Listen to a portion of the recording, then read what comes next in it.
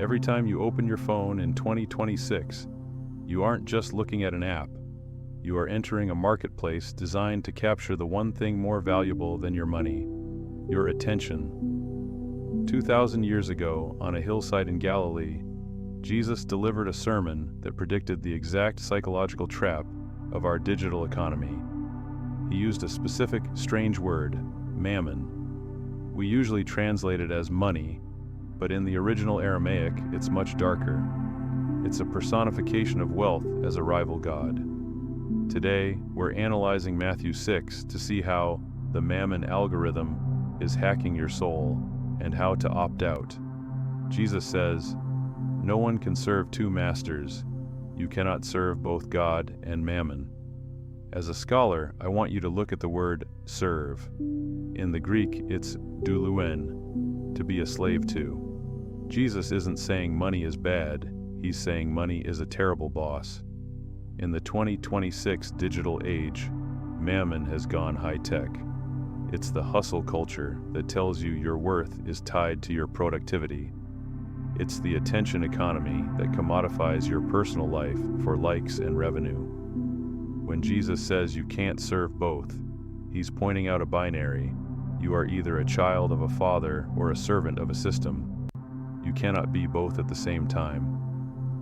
This is the part of the Sermon on the Mount people usually skip because it seems weird. Jesus says in verses 22 to 23, "The eye is the lamp of the body. If your eyes are healthy, your whole body will be full of light." In the ancient Jewish context, a healthy eye was a metaphor for generosity, while an evil eye was a metaphor for greed or envy. Think about your 2026 eye, your screen time. The algorithm is designed to give you an evil eye. It shows you what others have so you feel lack. It triggers envy to drive consumption. Jesus is teaching us a radical economic truth. Your mental health is directly tied to what you choose to look at. If your eye is fixed on what you don't have, your whole body, your whole life, will feel dark and empty. Jesus tells us not to store up treasures where moth and rust destroy. In the first century, wealth was physical, garments and grain. Today, our wealth is often invisible. Numbers in a cloud, crypto wallets, digital assets. But the principle of entropy remains. Jesus uses the word brosis, which means eating or corrosion. Even digital wealth corrodes the soul through anxiety. The more digital treasure we store up, the more we have to defend, monitor, and worry about. Jesus' economic theory is simple. The more you own, the more you are owned by. He isn't anti-wealth, he's anti-anxiety. He wants you to invest in the only currency that doesn't devalue over time: people and the kingdom. How do we fight the algorithm?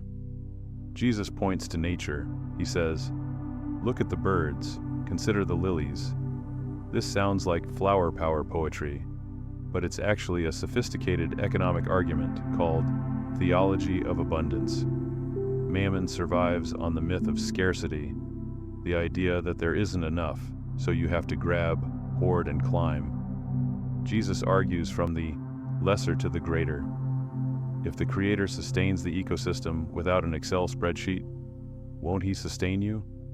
This is the ultimate digital fast. It's stepping away from the screen to realize that the world exists because of God's grace, not your grind. Matthew 6 is verse 33.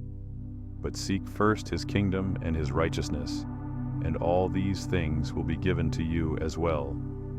In 2026, seeking the kingdom means making a conscious decision to value contribution over consumption. It means looking at your bank account and your screen time and asking, who is the master here?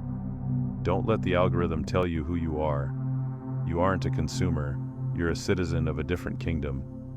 If you found this helpful, share it with someone who's feeling the 2026 burnout. And let me know in the comments, what is one way you unplug from Mammon to reconnect with God? Subscribe for more ancient wisdom for the digital age.